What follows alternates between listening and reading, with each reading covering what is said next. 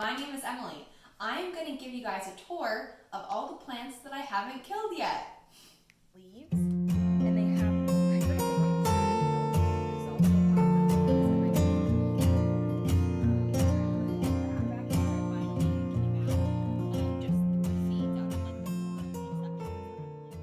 Okay, so a lot of the plants in my apartment are about a year old because I moved in a year ago and bought approximately 30 plants. So some of those have died and moved on, and others are newer plants like this little African violet. So I will start with you guys in the kitchen, and then we'll progress to my favorite plant at the end and my most recent plant project. Alright, so we're going to start in the kitchen, and one of the best things about my apartment is that it has a lot of natural light, and it has a lot of windows on the west facing side, which gets the most sun, if I'm remembering correctly. So if I really have a plant that's in trouble, just don't pan the dishes. If I really have a plant that's in trouble, I put it on the west facing side of the house so that I can get the most sunlight possible. So this is kind of a newer plant. It's an African violet.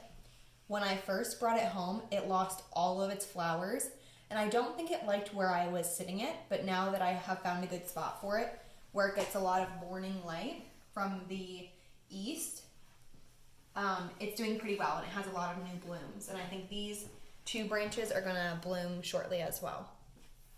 So we'll move over to this window.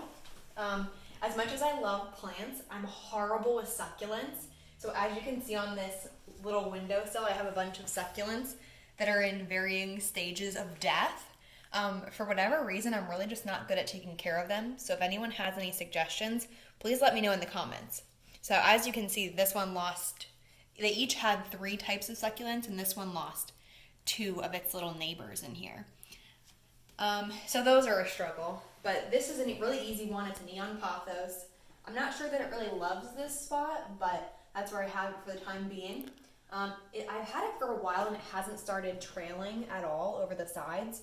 So I'm not really sure if it hasn't grown because it's not the right conditions or because it was winter. So I'm thinking maybe all of my things are gonna start really putting out new like shoots within the next couple of weeks because it is the end of April right now. This one up here is a spider plant, and I got this from my old supervisor, and it was just a little baby spider plant from one of hers. It was a pup of her big plant, and when I was in a cube, it almost died multiple times. So now that it has good light, it's doing really well, and it's given up a couple pups as well. So if you look over here, you can see I've tied them up here, but it's given off a couple pups, and I've cut them off the plant, and I have them propagating right now. Alright, next, but this is a pothos. It's variegated, but for whatever reason, it's not, it's not showing the variegated color at all. I'm not sure if that's related to the amount of sunlight it's getting.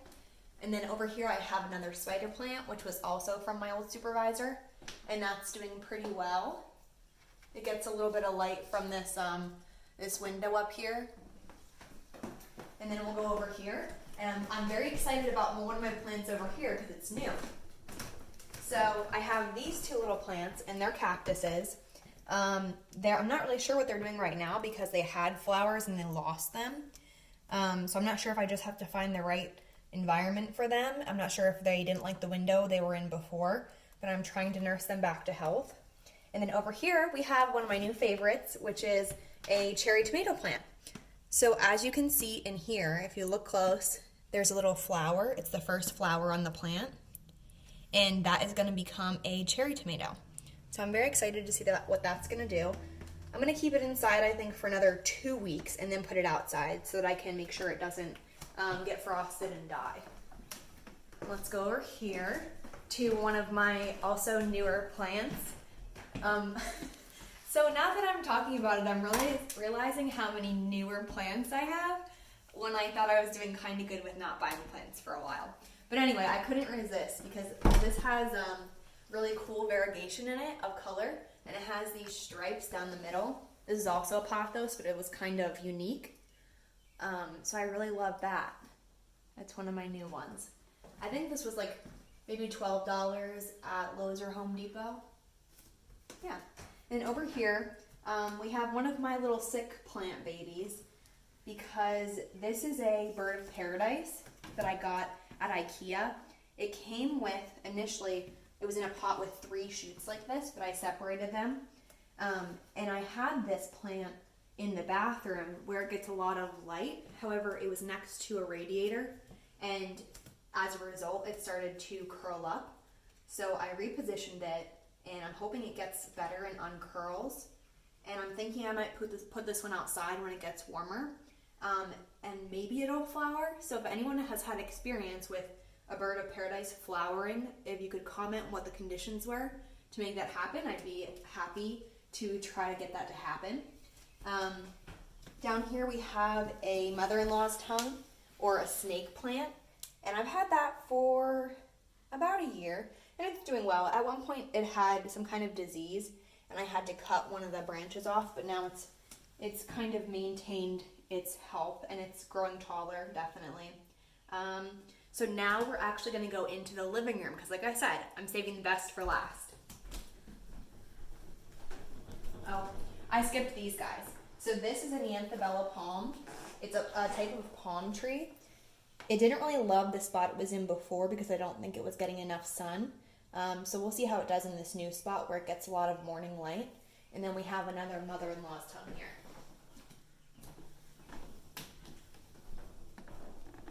Okay, next room. We'll go over here. We have just an aloe plant here.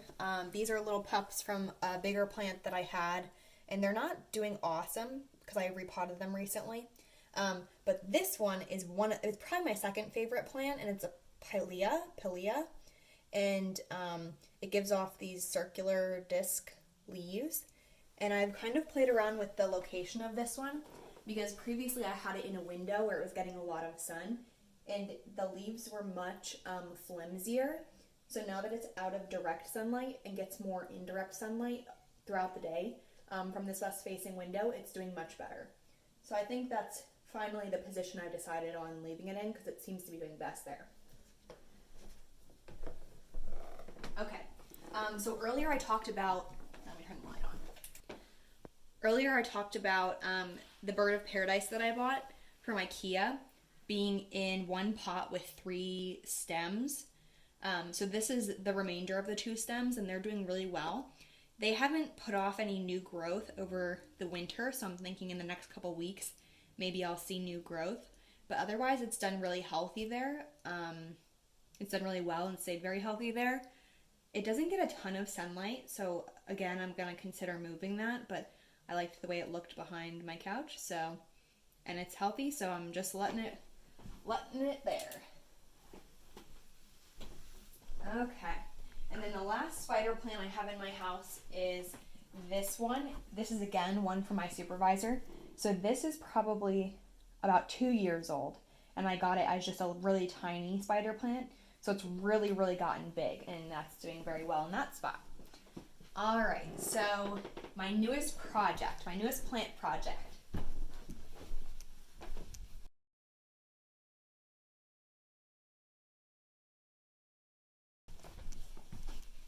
Is my little seedlings. So I went to the, I think it was Lowe's, and I got, little seed packets, and I will tell you what I'm growing. I have mint, which has very, very small, almost non-existent seedlings here. And then behind that I have thyme, which is doing really great.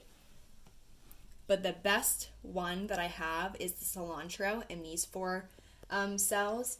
And you can see that, I'm not sure what they're called, but the leaves that break out of the seed are,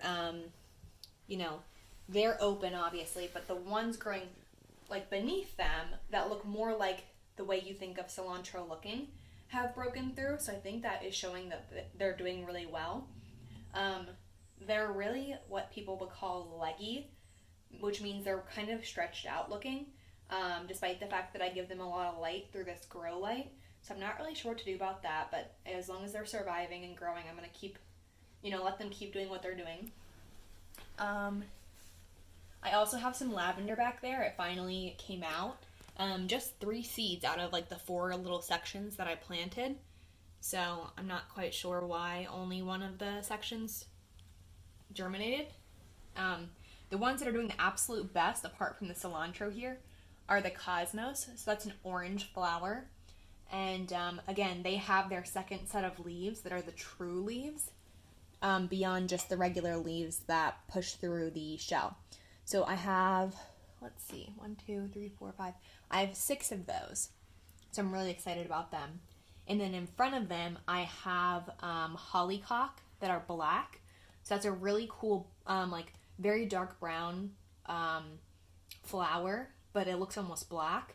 So I'm really excited for just, I like the idea of a black flower. It's kind of spooky. And then lastly, in my germination station, I have poppies, which I was really excited for. The first time I tried to germinate these, more of them germinated than this time. This is my second attempt because the first attempt failed.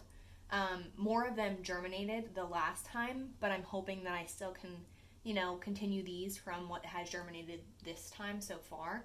So yeah, if anyone has any advice on, starting flowers and herbs from seedlings, I'd be really interested to know what your experience has been. I had said that this is my second try because the first time I tried, I didn't leave the light on long enough, and I was also battling fungus gnats. So I'm going to talk to you guys a little bit about that when we circle back to the bathroom.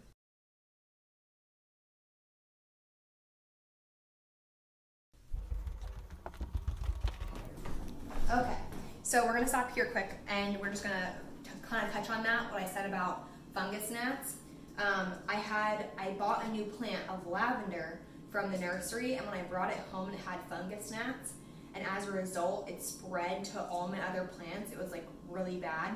So at first I tried like the remedies that I had heard on YouTube, like setting a cup of vinegar next to the plants, and that the fungus gnats would go into the vinegar and die. And also to bottom water the plants instead of pouring the water in the top, where the fungus gnats lay their eggs on that top like inch or so.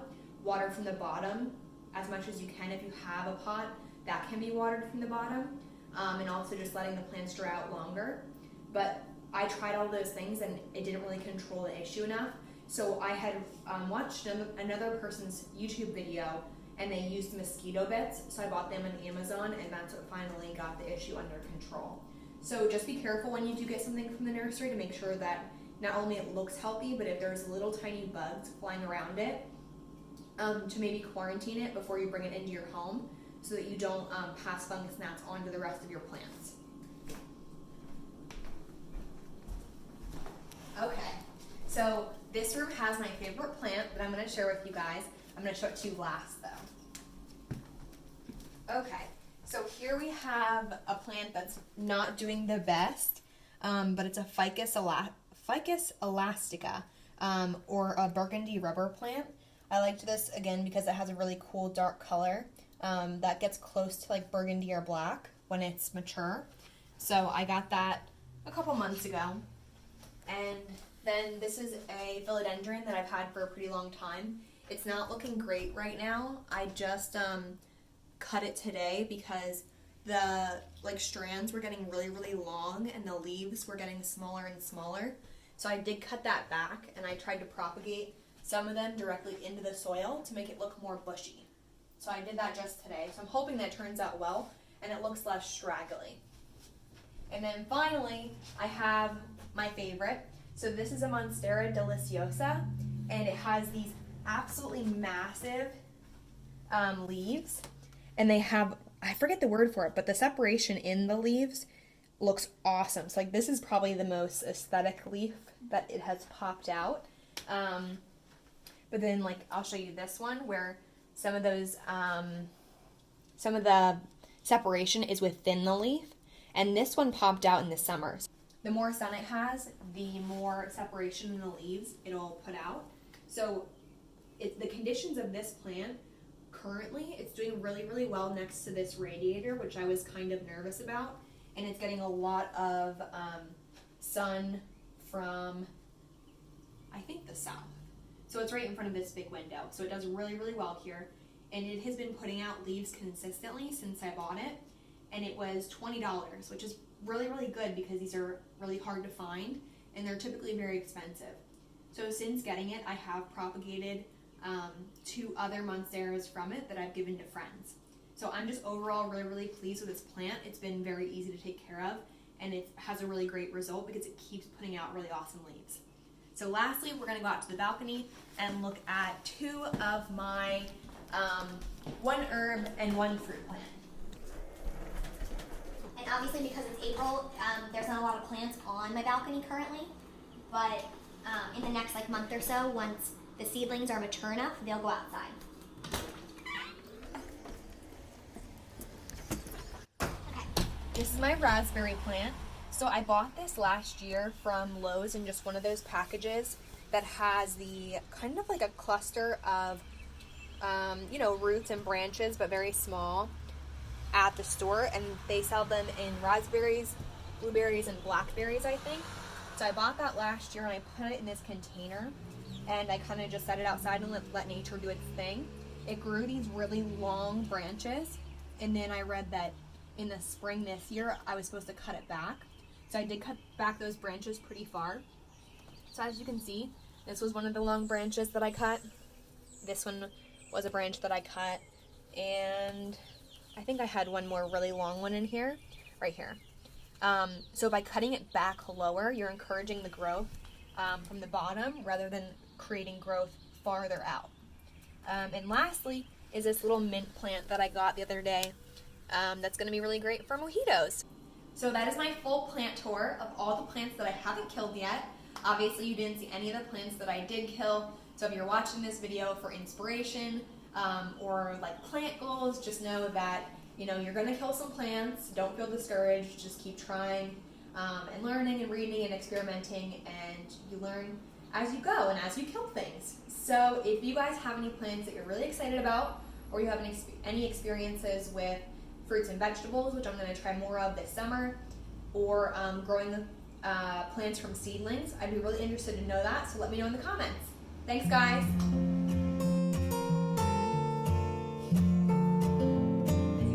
Yeah. My full plant tour of all the plants that I haven't killed yet. Obviously you didn't see all the ones that I did kill.